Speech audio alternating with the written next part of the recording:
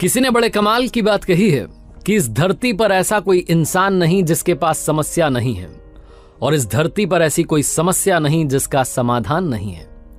नमस्ते दोस्तों, मेरा नाम है आरजे कार्तिक। आपके लिए एक छोटी सी कहानी एक भिक्षुक की, जो गांव में घर घर जाते थे, भिक्षा मांगते थे, शाम में जंगल से लकड़ियां बीन के लाते थे, भोजन पकाते थे। रोज का यही रूटीन था। गांव के बाहर एक झोपड़ी बना करके रहते थे। एक दिन शाम में जंगल में लकड़ियां बीनने के लिए गए हुए थे रोजाना की तरह, और तब उन्होंने कुछ ऐसा देखा जो जिंदगी में कभी नहीं देखा था।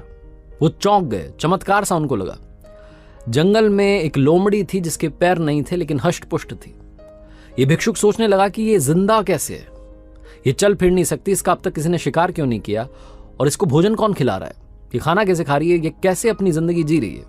ये सब वो सोच ही रहा था कि अचानक से एक दहाड़ सुनाई दी। जंगल का राजा शेर आने वाला था। बंदर इस पेड़ पर से दूसरे पर कूद रहे थे। डरावना सा माहौल था। अपनी जान बचाने के लिए भिक्षुक फटाफट से पेड़ पर चढ़ गया और देखने लगा कि नीचे क्या हो रहा है। जंगल का राजा शेर उस लोमड़ी की तरफ आ रहा था। थोड़ा पास आया तो दिखने लगा कि जंगल का राजा जो शेर था, उसके मुंह में एक हिरण का बच्चा था। वो हिरण के बच्चे का शिकार करके लौटा था। ये भिक्षुक सोच रहा था कि इस शेर ने वो हिरण का बच्चा तो निपटा दिया, अब ये लोमड़ी को भी निपटा देगा। लेकिन जो हुआ वो अलग सा था। वो शेर जब लोमड़ी के पास आया तो जो हिरण का बच्चा मार के लाया था, उस शिकार में से एक मांस का टुकड़ा लोमड़ी के सामने डाल दिया और चाव से बैठ करके अपना भोजन करने लगा, मांस खाने लगा। इस भिक्षुक के लिए सबसे बड़ा चमत्कार था कि उस लोमड़ी को शेर खाना खिला रहा था। ये मन ही मन बुदबुदाने लगा, ऊपर वाले को थैंक यू करने लगा कि क्या बात है, आपने हम सबको जिंदगी दी और आपने जब मुंह दे दिया तो निवाला भी आप ही दोगे, खाना भी आप ही पहुंचाओगे, वाकई में आप कमाल हैं। ऊपर वाले को बहुत कुछ कहने लगा। फिर इसे लगा कि ये आज ही हुआ है या रोजाना होता है। तो अगली शाम में फिर से जंगल में पहुंचा और वहीं पेड़ पर चढ़ करके देखने लगा। तो अगली शाम में भी शेर आया, वही दहाड़, वही सीन बना। शिकार करके लाया था, मांस का टुकड़ा उसने लोमड़ी के सामने डाला और खुद भी खाने लगा। इस भिक्षुक को यकीन हो गया कि ऊपर वाला इस दुनिया में है और वो सबका ख्याल रखता है। तो अगले दिन से इसने सोचा कि मुझे भी अब गांव में घर घर जाकर के भिक्षा मांगने की जरूरत नहीं है। झोपड़ी में रहेंगे, ऊपर वाले ने हमें मुंह दिया है तो निवाला भी देगा, भोजन भी देगा। तो वहीं इंतजार करने लगा कि कोई तो आएगा। 10 दिन हो गए, 12 दिन हो गए, जिद पर अड़ा था कि भगवान मेरी भी मदद करेगा।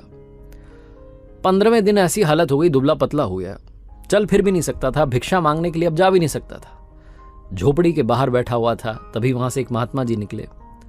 आवाज देकर के उनको बुलाया और उनसे कहने लगा कि ऊपर वाला वाकई में निर्दयी है।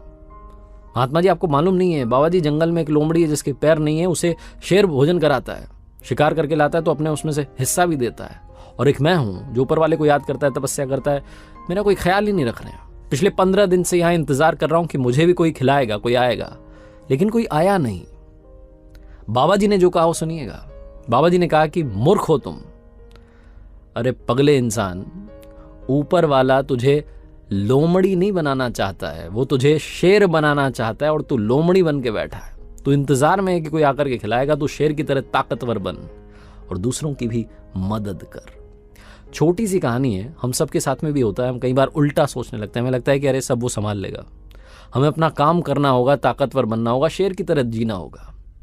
और जब हम ताकतवर हो जाएं, जब हमारे पास में काफी कुछ आ जाए, तो दूसरों की मदद भी करनी होगी। छोटी सी कहानी है, बस सोच का फर्क बताती है।